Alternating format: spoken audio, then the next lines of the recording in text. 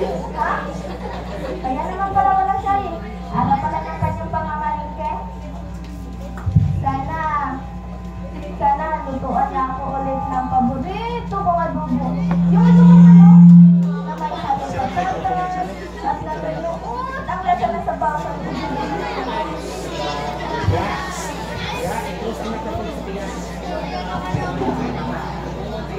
Alam niyo ba na napakabait ng nanay ko? Nalala ko na ngayong maliit pa ako.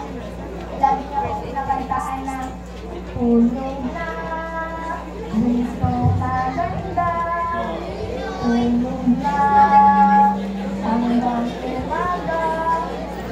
Wow! Nalagi ko ako pumasok, lagi niya ko pinakantahan masarap. Lagi niya ako pinakantahan na napakasarap na tinapay hanggang sa lumaki ako.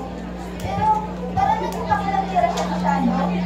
Minsan na at tapos nakakahiya pa dahil pagkisara sa mga kaklase ko, binibigin niya ako. Minsan nga nasabi ko na, ano ba nay? Malaki na ako! Hindi na ako bata! Nakakasakal na kayo ah! At sabi niya naman, yan lang, dito lang namin sa alagaan eh. At sabi ko ulit, sumasobra na kasi kayo eh! Nakakahiya na! Pagkatapos nun, umalis ako. At umuwi ako, gabi na. Diyan ka na pala. Nasira ka. Nakakala ko. Ako, hindi naman yan? Tara na, kumalis ka na. Tapos na, inaantok na ako. Kasi sumunod na araw, hindi ko na malaya, napabayaan ko na pala ang aking pag-aaral. Nabakala ako. Nandito ko sa gabi ko. Alam at nag-yoga. Sana na ako umuwi sa bahay. Tulog na lang ako sa barkada ko.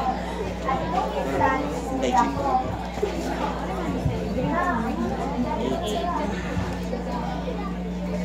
Oh, may kakain ba? Sampukan mo naman ako. Nagugutom na kasi ako eh. Baka lang mo na na.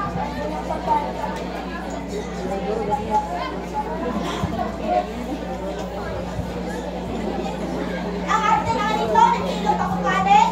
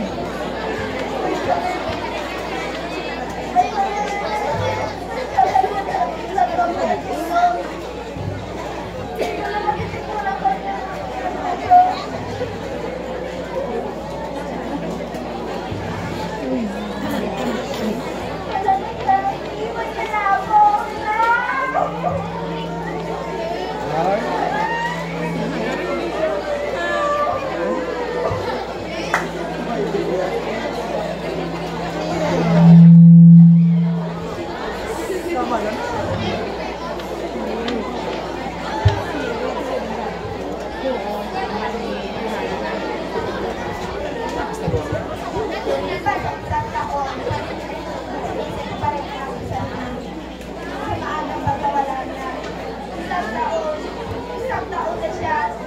Isang taon na rin wala akong nanay. Ha? Kaya kayo, kayong lahat, habang andyan sa inyong ina, mahalin nyo. Igalan siya. Alagaan siya. Alagaan.